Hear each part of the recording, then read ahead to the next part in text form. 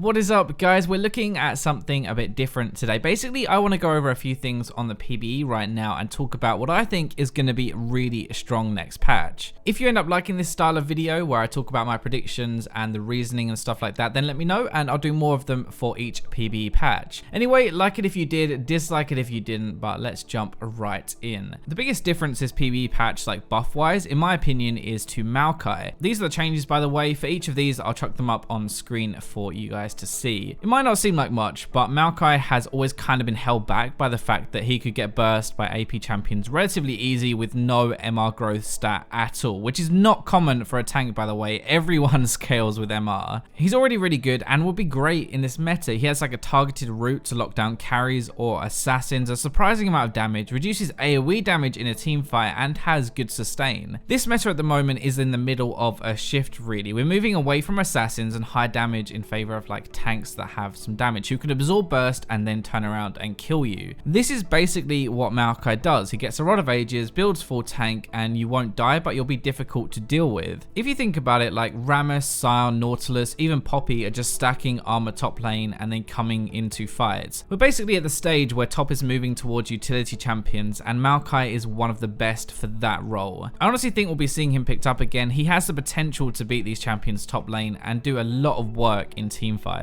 We just said that the best top at the moment are like Rammus, Scion, Nautilus, these big tanks, right? And especially with Fiora getting a nerf on the PBE patch, I think like Trundle, Nasus, and Shen are going to become really good. Trundle is already very strong and he thrives against tanks. Like they build tanky, your ult becomes better and you slap them about even more. Nasus just wants to farm, right? And against tanks, that's exactly what he gets. They can't shut him down and they can't stop you farming. Especially with ZZ Rot, you're going to do really well. Shen finally is an all-around playmaking champion and really good for this meta where you're trying to push towers a lot and make a lot of plays. He kind of got crapped on a little bit, especially by carry laners like Fiora, but against tanks he can farm just fine, even win and then ult to other lanes and help his team snowball the map. Next up, I actually think champions like Sejuani, Skarner, Amumu, and Volibear will become really strong this patch. The main reason is actually 3 nerfs together, okay? So Nidalee can't root jungle monsters anymore, and they've removed her auto reset, which will hurt her early clear a lot, plus Runic Echoes is having its AP reduced, so she'll be doing less damage early. Master Yi has had the AD ratio on his E changed to bonus instead of total, meaning if you build tank you're going to do less damage, but if you build damage you'll probably do about the same if not more. Finally, Shyvana's Q damage is way down at early ranks and a W no longer does bonus damage to jungle monsters, so her early clear is going to be a lot slower.